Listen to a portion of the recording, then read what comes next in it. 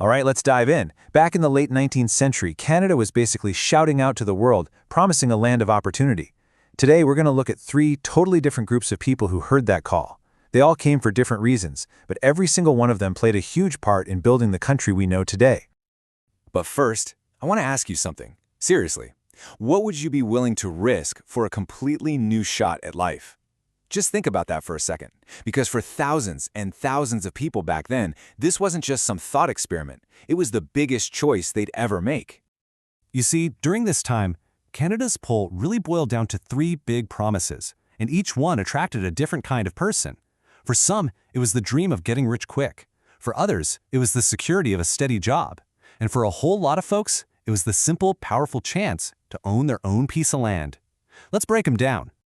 First up, for the risk takers, the adventurers, it was all about gold. The lure of instant, life-changing wealth, supposedly just sitting there under the frozen ground. Then, for others, it was simpler. It was about work.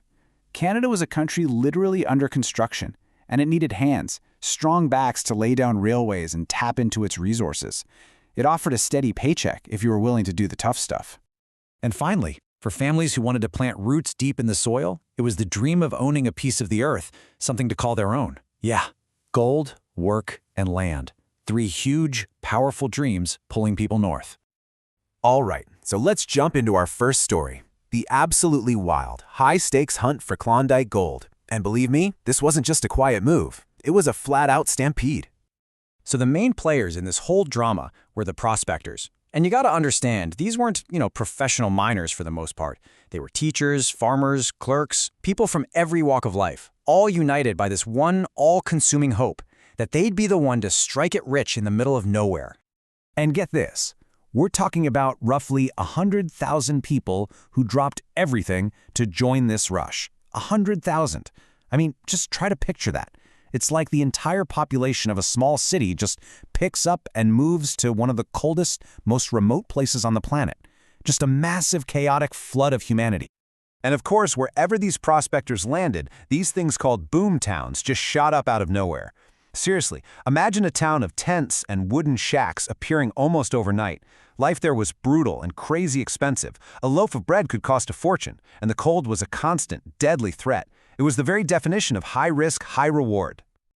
You know, what's really wild when you look at this timeline is just how fast it all happened. The spark was the discovery in 1896. The whole thing hit a fever pitch just 2 years later, and by 1899, poof, it was basically over. It was like a wildfire that burned incredibly hot and then just vanished as everyone chased the next rumor of gold over in Alaska.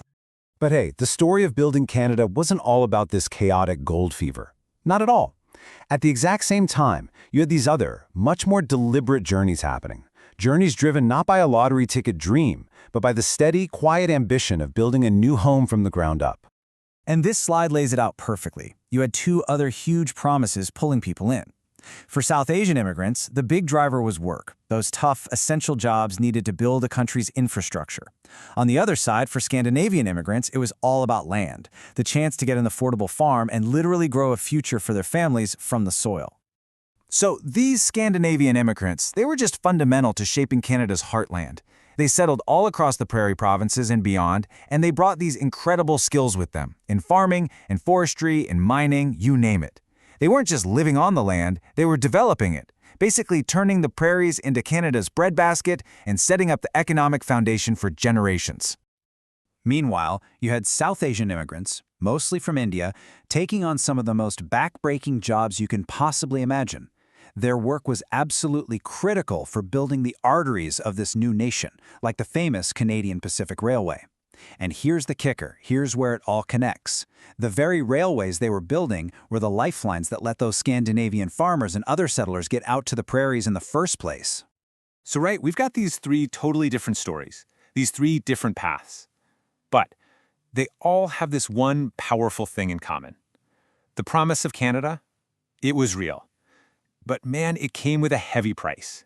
Every single one of these groups had an incredible story of resilience.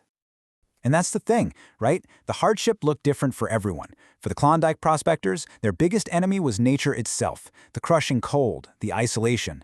For the Scandinavian settlers, it was a constant battle against that same harsh climate, but while trying to build a community from absolute scratch. And for South Asian immigrants, well, that struggle was man-made. They were up against straight-up racism and laws designed to keep them out. And this wasn't just, people being mean. It was baked into the system. It was official policy. Laws like the Continuous Journey Regulation were specifically created to block immigration from India by saying you had to get here on a single, non-stop trip, which was basically impossible at the time. And this led to just heartbreaking moments in history, like the Komagata-Maru incident, where a whole ship of immigrants was turned away from Vancouver and tragically forced to go back. But Mo, and this is the incredible part, despite all of that, look at what they built. This table just nails it. The prospectors? Yeah, it was chaotic, but they opened up the North to business and settlement. The Scandinavian immigrants? They became the agricultural engine of the prairies. And the South Asian immigrants, facing down all that discrimination, they built the very bones of the country's infrastructure. And, really, they paved the way for the multicultural Canada we see today. Different paths, different struggles, but all of them essential. And that legacy, it's not just stuck in a history book. It's alive. You can feel it today in the adventurous spirit of the Yukon.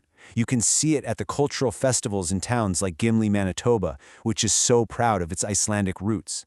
And you absolutely see it in the vibrant South Asian communities that are just such a core part of Canada's modern identity. So, that's what we'll leave you with. The hunt for gold, work, and land, that's what defined Canada back then. The real question for us, today, is how do those stories, the grit, the struggle, the incredible contributions, how do they still define the Canada we're all living in? Something to think about. Thanks for joining me.